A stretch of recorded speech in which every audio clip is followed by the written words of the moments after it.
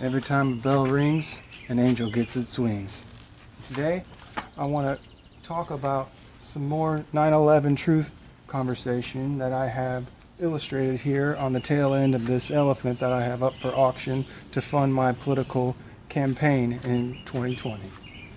And so I'm going to cover some of the things I didn't talk about yesterday. One of the key points I made yesterday, though, was the same man whose idea it was to build the Twin Towers, David Rockefeller, in my mind is the same person who is responsible for destroying the Twin Towers. And why do I say that? Well, if you go online and look up this document called Rebuilding America's Defenses, a project for a new American century, which is put together by Donald Rumsfeld, Paul Wolfowitz, Dick Cheney, and some other CFR members. In that document, they were calling for a new Pearl Harbor. And months before the attacks, Dick Cheney was using that language on the news, calling for a new Pearl Harbor. Months later, what do we have? A new Pearl Harbor. I believe in that document they even talked about planes running into buildings and so on. And yesterday I mentioned that the planes that hit the Pentagon and crashed in Shanksville were drone strikes. And one of the other questions I have on here is that, or statements at least, is that cell phones don't work at 30,000 feet. And I want to ask you all that maybe don't believe what I'm saying to be true here, go online and try to listen to all those phone conversations that those folks were having, those cell phone calls from the airplanes, and tell me if you hear any engine noises in the background. I've listened to some of those conversations, and to me it all sounds very silent in the background.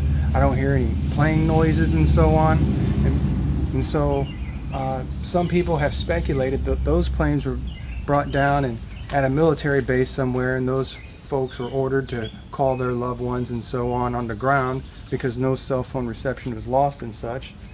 And so the question is, then what happened to those people?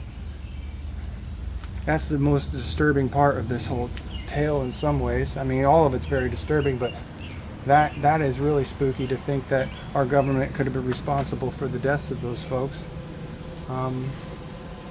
So some other questions that I have here are,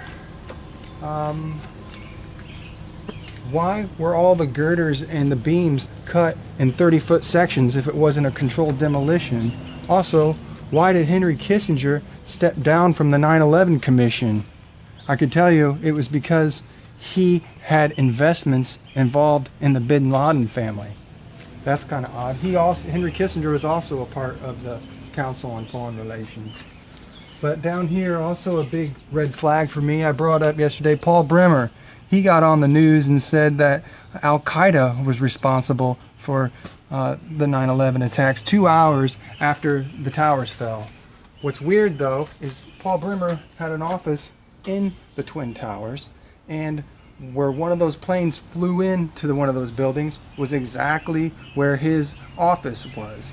And so other people have said, though, if you look at some of the videos close up, there was underneath the plane, there was installed a drone device to navigate those planes into those buildings. And so what I'm saying is, I believe Paul Bremer probably put a briefcase up there that helped navigate those planes directly into that part of the building. And Paul Bremer was Henry Kissinger's right-hand man. He worked for Henry Kissinger for many years, and Henry Kissinger was David Rockefeller's right-hand man. So it really all kind of goes together.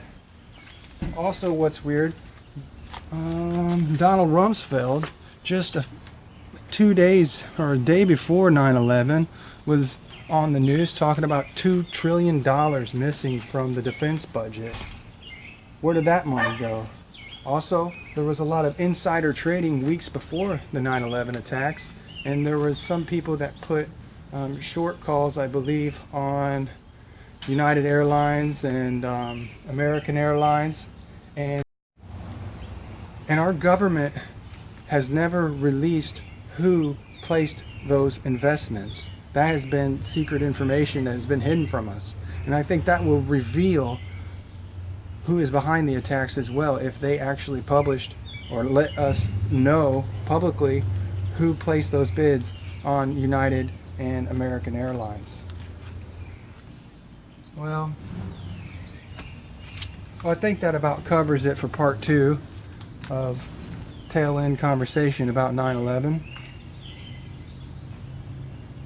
All such disturbing information, but one more thing is that I heard Donald Trump went to ground zero the day after 9/11, and he even said himself it was a controlled demolition. He's a real estate developer. He knows what a controlled demolition looks like. He knew it was a controlled demolition, but I don't hear him talking much about it since then.